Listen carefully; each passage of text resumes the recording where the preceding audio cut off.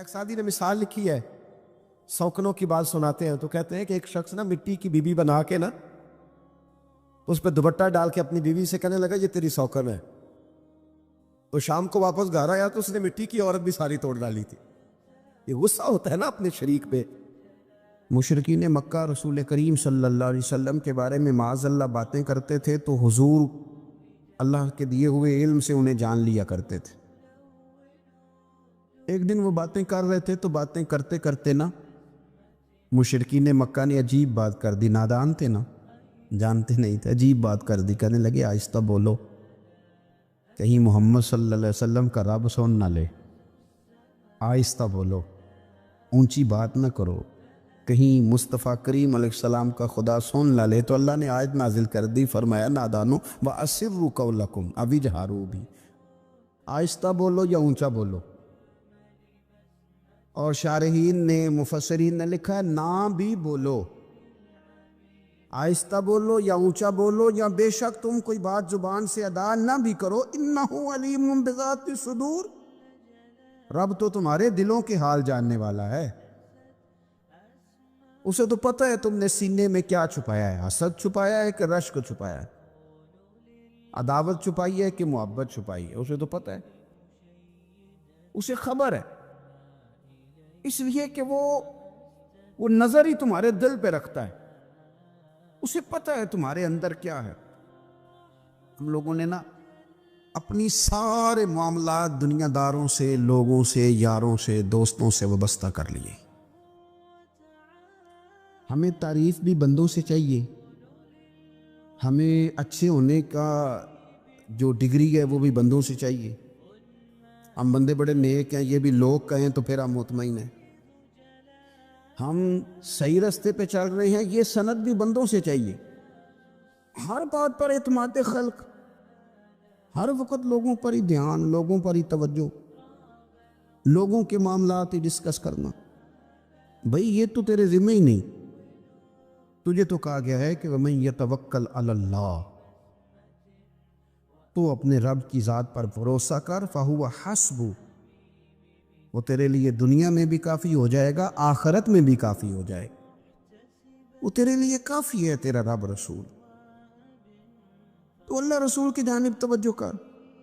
ہماری ساری معاملات بندوں کے ساتھ مطلب فلانے کو کیا مل رہا ہے، فلانا کدھر جا رہا ہے، فلانے کے پیسوں پہ میرا کتنا حق ہے، فلانا آگے نکل گیا، فلاں پیچھے رہ گیا، فلاں نے محبت سے نہیں دیکھا، فلاں نے یہ کر دیا. اب ساتھ چھوڑیں، یہ تو ہر وقت تو ذکر آپ کو اللہ کا کرنا تھا.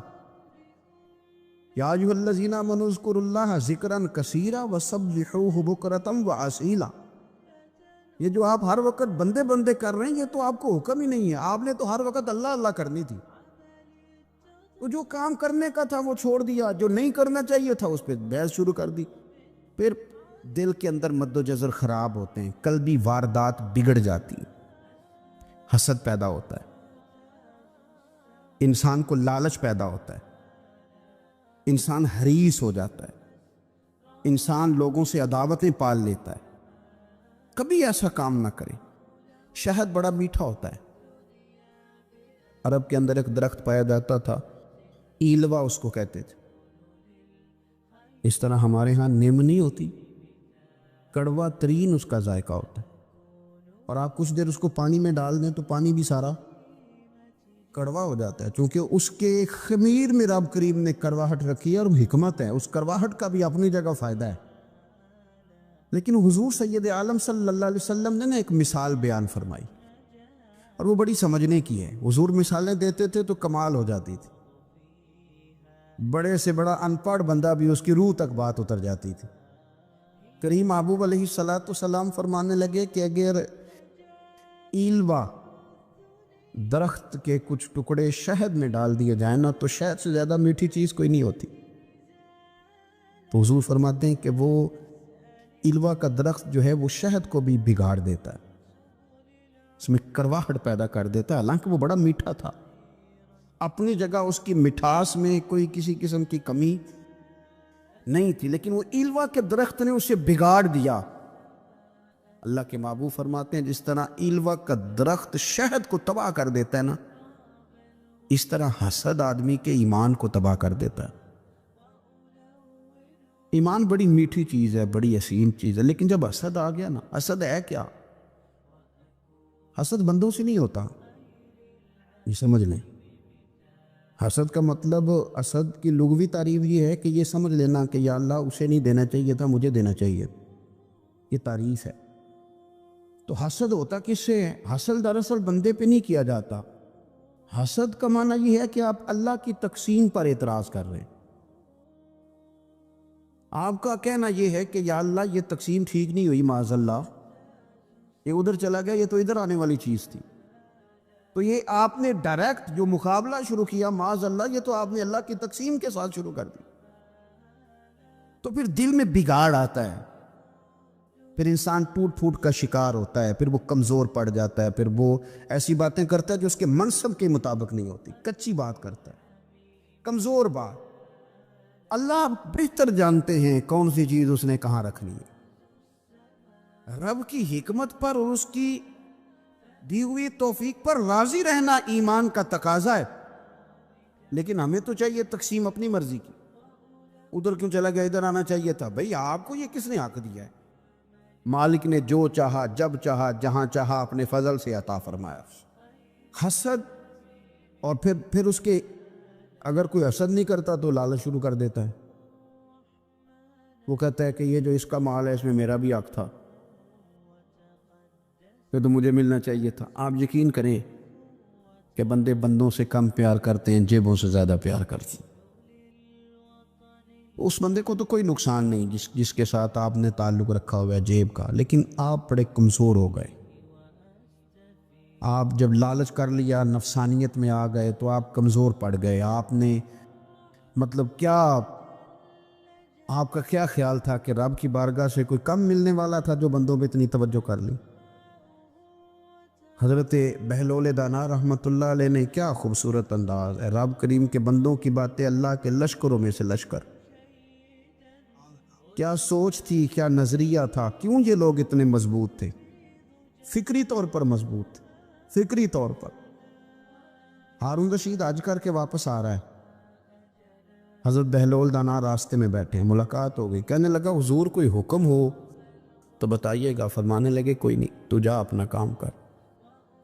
بادشاہ یا کسی کو کارڈ مل جائے تو وہ لوگوں کو دکھاتا پھرتا ہے، وزیر صاحب نے خود دیا ہے۔ بادشاہ وقت خود کہہ رہا حضرت کوئی حکم ہو تو؟ فرمایا نہیں، اللہ خیر کرے گا۔ تو کہنے لگا حضور میں نے سنا ہے آپ مقروض ہیں، تو بتا ہی دیتے۔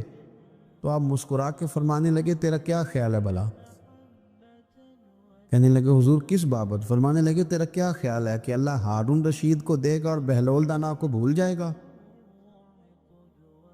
تیرا کیا خیال ہے؟ رب کریم ہارون رشید کو تو دیتا جائے گا اور بہلول دانا کو بھول جائے گا؟ بادشاہ کہتا ہے کہ میں چکرائے گیا کہ بھلا اس سوال کا کیا جواب ہے؟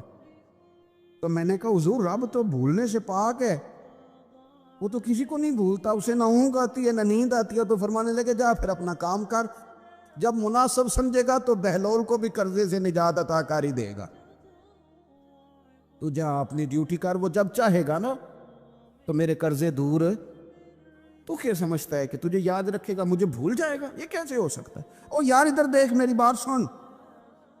او بھائی، وہ تیرا میرا رب ہے، یہ ہو سکتا ہے کہ امیروں کو دے دے اور تیرے جیسے میرے جیسے غریبوں کو وہ بھول جائے؟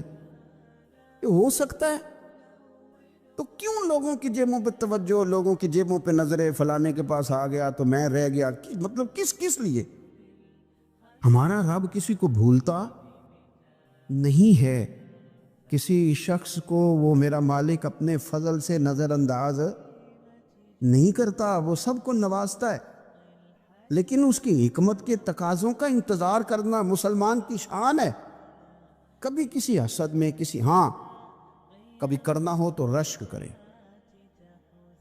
کریں، مزہ آئے گا۔ اور یہ رشک کرنے کا نا، رشک کا معنی کیا ہے؟ حسد کا معنی یا اللہ اسے نہیں دینا چاہیے تھا، مجھے دینا چاہیے تھا، اور رشک کا معنی یا اللہ تو نے دیا ہے، کیا بات ہے، اسے دیا تو کیا بات، اگر تو نے دیا تو مالک جچا بھی ہے، اگر تو نے دیا ہے تو نظر بھی آیا ہے۔ اگر تو نے دیا ہے تو پھر کیا بات ہے، کمال ہو گئی، وہ نظر آ رہا ہے۔ اور یا اللہ اسے دیا ہے تو میں بھی تیرا بندہ ہوں، اسے بھی اور دے اور مجھے بھی عطا فرما۔ یہ رشک ہے، رشک کا نا حضور نے حکم دیا ہے، نبی پاک نے رشک کا۔ ہمارا یہ مسئلہ ہے کہ ہم نا جو کرنے والا کام ہے وہ نہیں کرتے، رشک کریں۔ بخاری مسلم میں حدیث ہے، نبی پاک صلی اللہ علیہ وسلم نے فرمایا 2 بندوں پر رشک کرو۔ کہو کیا بات، رشک کرو 2 بندوں۔ یا رسول اللہ کون کون سے؟ فرمایا ایک وہ مالدار جسے اللہ دولت دے اور وہ صبح بھی رب کے رستے میں خیرات کرے اور شام بھی رب کے رستے میں خیرات کرے، یہ قابل رشک ہے۔ کہو تیری کیا بات ہے بھائی، کیا تجھے اللہ نے نوازا ہے، اور اس پر رشک کرو، کوئی اللہ اسے اور دے تاکہ یہ تیرے بندوں پہ اور احسار کرے اور تیرے بندوں پہ سخاوت کرے، اور اللہ اس کے فعل تصدق ہمیں بھی عطا فرما۔ اور حضور فرماتے ہیں ایک مالدار پر جو صبح و شام سخاوت کرے، اور ایک اس عالم پر جسے اللہ قرآن کا علم دے، وہ صبح بھی لوگوں کو قرآن مجید کے ترجمے تفسیریں قرآن کے درس سکھائے اور شام بھی لوگوں کو قرآن مجید کے درس عطا فرمائے۔ اس پر رشک کرو، کہو کیا بات ہے یار تیری، تجھے اللہ نے کتنا نوازا۔ قابل رشک لوگوں پر رشک کرو، ان کی تعریف کرو، ان کے لیے اچھے کلمات ادا کرو۔ معاشرے میں حسد پرموٹ ہوا ہے، اگر کبھی رشک پرموٹ ہوتا نا تو عزتیں بڑھ جاتی، محبتیں بڑھ جاتی، خلوص میں اضافہ ہوتا، لوگ ایک دوسرے کے قریب آتے۔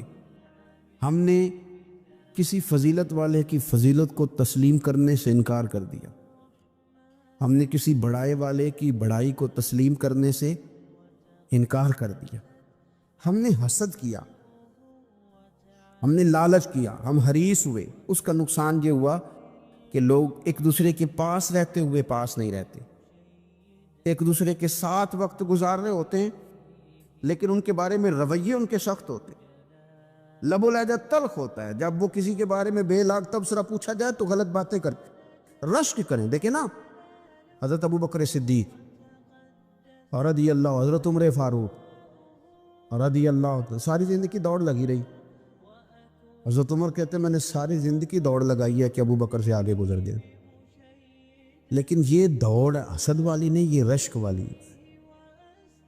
فرماتے میرا دل کرتا تھا کہ میں نیکیوں میں ابو بکر سے آگے گزرتا ہوں، حضور کے عشق میں ابو بکر سے آگے گزر جاؤں، نبی پاک علیہ السلام کی اولاد کی محبت میں ابو بکر سے آگے گزر جاؤں، میں نہ خیر کے کاموں میں آگے گزروں۔ کہتے میرا ساری زندگی رشک کا رشتہ رہا، یہ رشتہ شاندار ہے، اس پر عمل کریں، اس پر توجہ کریں، بجائے اس کے کہ یہ کہنا کہ استاد جی کا فلانے سے زیادہ پیار ہے۔ پیار کی وجوہات تلاش کر، مرشد فلانے پہ نظر رکھتے ہیں تو میرے بھائی وہ نوٹوں کی وجہ سے نظر نہیں رکھتے، تو وجہ تو تلاش کرنا، وجہ کیا ہے؟ تو اپنے آپ کو اس طرح کا بنا، تو اس طرح کی کیفیات پیدا کر اپنے اندر۔ ہم کیا کرتے ہیں کہ رشک کرنے کی بجائے حسد کرتے ہیں۔ حسد نہیں کریں، اپنے آپ کو سنواریں، وہ رشک کی وجہ سے آپ سنوار سکتے ہیں۔ نبی پاک علیہ السلام کی پیاری زوجہ ام المومنین سیدہ عائشہ صدیقہ، بڑی شان ہے اس خاتون، بڑی عظمت، ان راہوں کے صدقے جن رستوں سے سیدہ پاک کی سواریاں گزرا کرتی، کیا درجہ اللہ نے دیا ہے سیدہ عائشہ صدیقہ کو۔ کہتی ہیں حضور کا وصال میری گود میں ہوا ہے، اور مولا علی شیر خدا فرماتے ہیں میں نے حضور کو سب سے زیادہ عائشہ صدیقہ سے پیار کرتے ہوئے دیکھا، اور عائشہ صدیقہ رضی اللہ تعالیٰ عنہ فرماتی ہیں میں نے حضور کو سب سے زیادہ فاطمہ الزہرا سے پیار کرتے تھے۔ یہ الگ ماحول ہے ان کا آپس میں۔ تو حضرت عائشہ صدیقہ اتنا بڑا مقام، لیکن وہ فرماتی ہیں میں نے ساری زندگی سیدہ خدیجہ الکبریٰ پہ رشک کیا۔ میں نے کہا کیا بات تھی اس خاتون کی جو وصال کر گئیں، لیکن شاید کو دن خالی جاتا ہو کہ مدینے والے ان کی وفاؤں کا ذکر نہ کریں، شاید کوئی خالی دن جاتا۔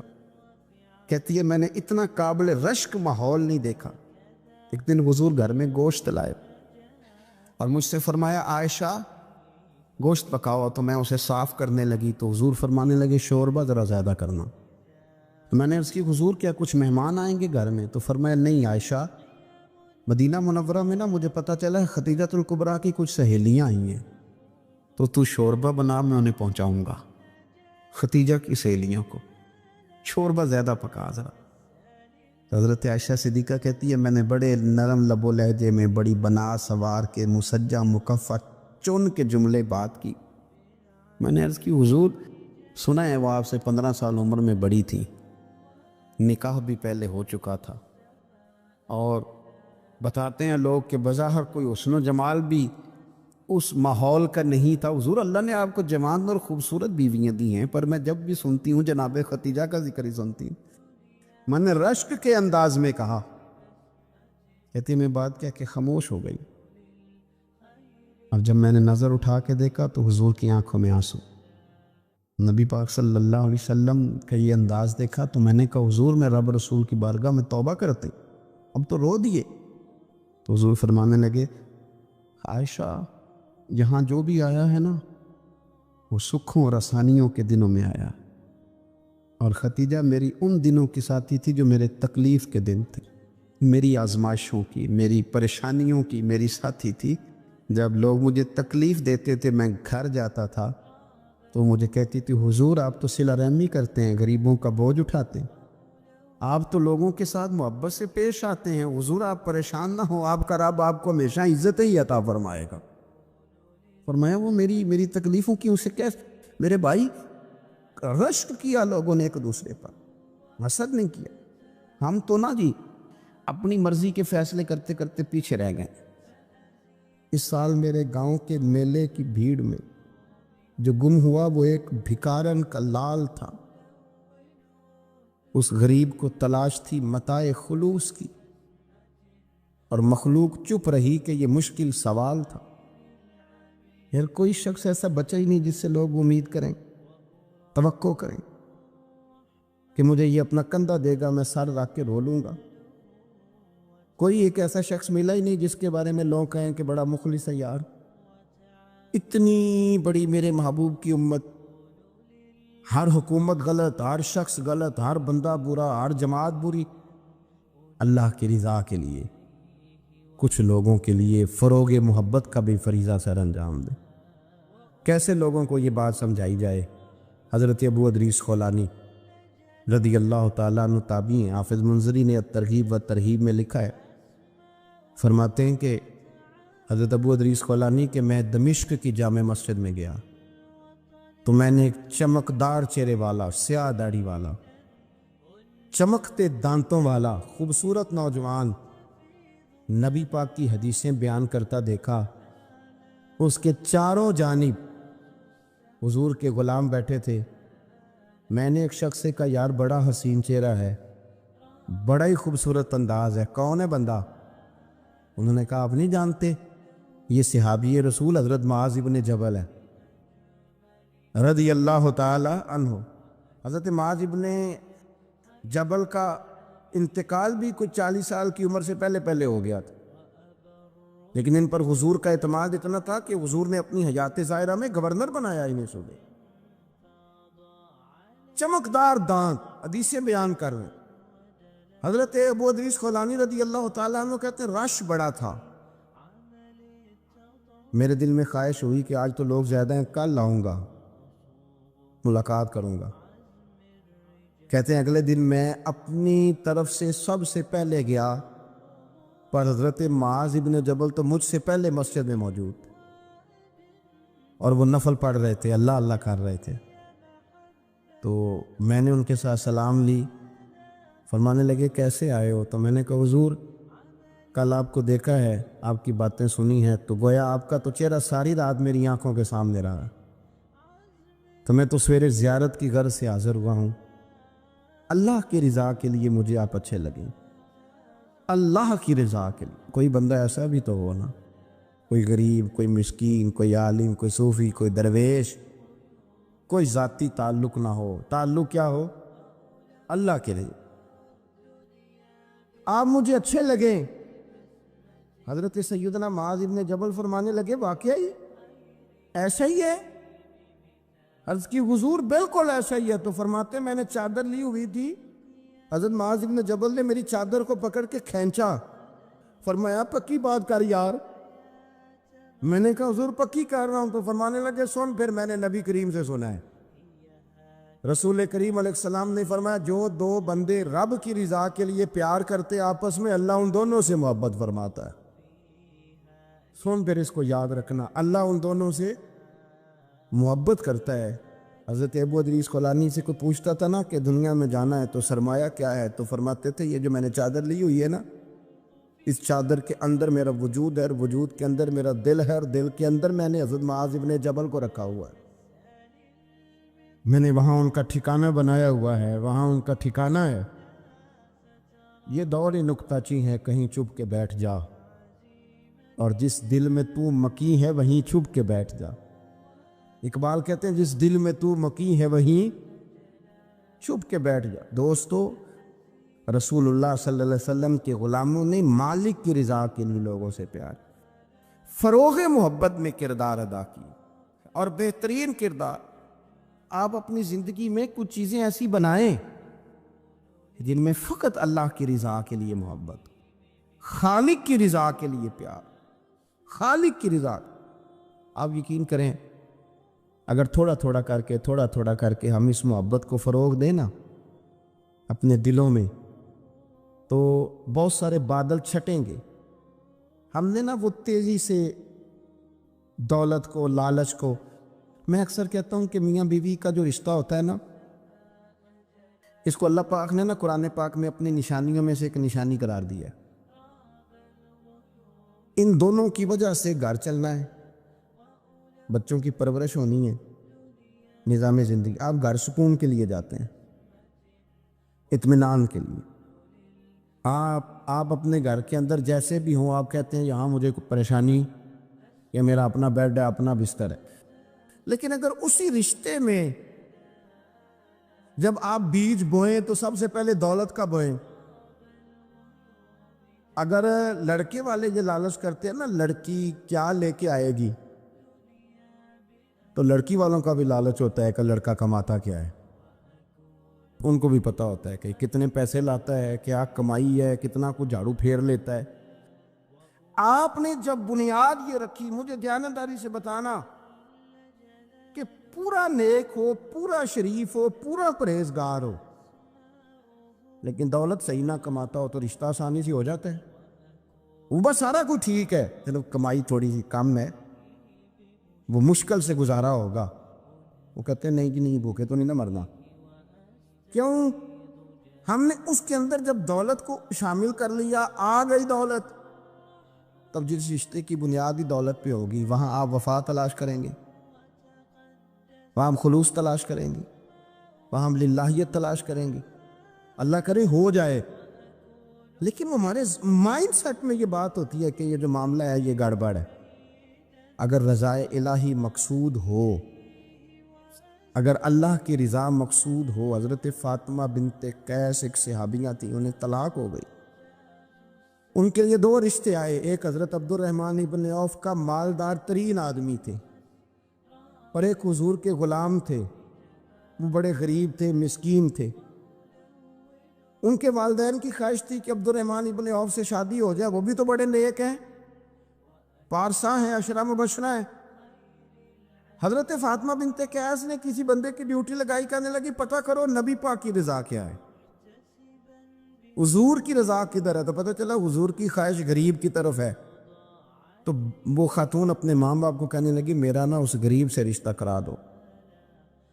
انہوں نے کہا پتر، بیٹیوں کے بارے میں ماں باپ بڑے احساس ہوتے ہیں، ہم چاہتے ہیں کہ عبد الرحمن ابن عوف مالدار ہے تو وہ بھی تو نیک ہے نا، حضور نے دنیا میں جنت کی بشارت دی، اور ان کا بڑا اعزاز ہے، حضور نے ان کے پیچھے نماز پڑھی، بڑا مرتبہ، بڑا مقام والا صحابی ہے، وہ تو غریب آدمی ہے، اور پھر حضور نے حکم تو نہیں نہ دیا، خواہش کا اظہار کیا ہے۔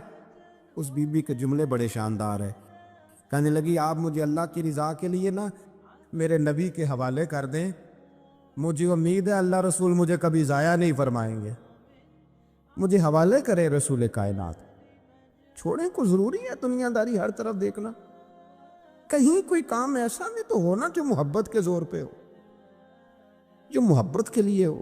کوئی ہمارے پاس بڑے سارے لوگ آتے ہیں اور ہم اس قابل بھی نہیں جتنے لوگ آ جاتے ہیں. میں صحیح کہہ رہا ہوں, بالکل کوئی حیثیت نہیں, 1% بھی. جب پلٹ کے دیکھتے ہیں تو شرم آتی ہے کہ یار اتنی دور سے بندہ چل کے آ گئے, اس کو کیسے سمجھائیں, کس طرح کر کے.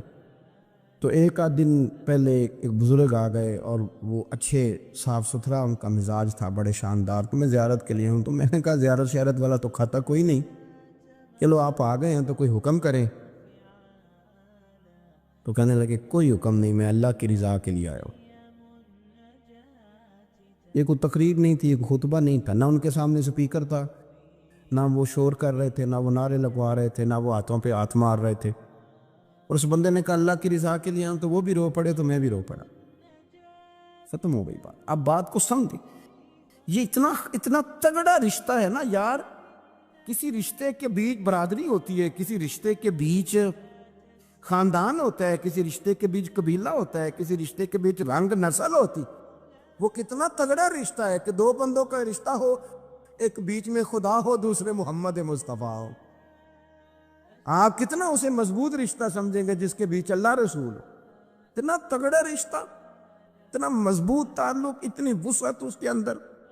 اللہ کی رضا کے لیے حضرت موسیٰ کلیم اللہ اعلیٰ نبینا علیہ الصلوۃ والسلام سے رب کریم نے فرمایا, کہا اے موسیٰ میری رضا کے لیے بھی کوئی کام کیا ہے؟ حضرت موسیٰ علیہ السلام نے عرض کی یا اللہ میں نے تبلیغ کی. تو فرمایا وہ تو آپ کی ذمہ داری تھی.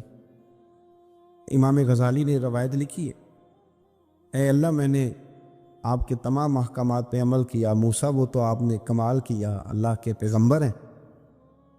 تو میری رضا کے لیے, تو یا اللہ تیری رضا کے لیے کیا ہے؟ تو رب کریم نے فرمایا کسی بندے سے صرف اس لیے پیار کیا ہے کہ وہ اللہ کا بندہ ہے, فقط اس لیے پیار کیا ہو کہ وہ اللہ کا بندہ ہے, فقط اس لیے. میرے عزیز آپ بات کو سمجھیں, زندگی میں فروغ محبت پر کچھ کام کریں, کچھ تھوڑا سا کوشش کریں گرد جھاڑنے کی, کچھ گرد جھاڑنے کی. ہم نے نا ایک سٹیٹس بنا لیا ہے. اب تو مسلمان پہلے فرقوں میں بٹے, قبیلوں میں بٹے, اب شہروں میں بٹ گئے. آپ کبھی گجرانوالا کے لوگوں سے پوچھو نا گجرات, تو کہو ہو گجرات والے تو اللہ بچائے, کہتے ہیں کہ نہیں؟ گجرات کے لوگوں سے پوچھے گجرانوالا تو کہتے ہوتے کھاندے ہی بڑا نہیں, کس کی بات کر رہے ہیں. تو گجرانوالا والوں سے پوچھیں لاہور والے, کہتے توبہ لاہوریا جی. صحیح کون ہے؟ کوئی بھی نہیں. کیوں؟ اس لیے کہ ہم نے ہر شہر کے لیے کہاوت بنا لی ہے. میں صحیح کہہ رہا ہوں, ہر قبیلے کے لیے کوئی نہ کوئی. یہ ہم نے ظلم کیا اپنی جان, یہ ہم نے زیادتی کی. کہانیاں بن گئی, کہاوتیں بن گئی, شہروں کے لیے, علاقوں کے لیے, قبیلوں کے لیے. مقصود کیا تھا؟ کسی طریقے سے نفرت پروان چڑھے. کھانا ہے نا, کھانا تو آپ جو کھانا کھاتے ہیں وہ اپنے ذائقے کے مطابق کھاتے ہیں.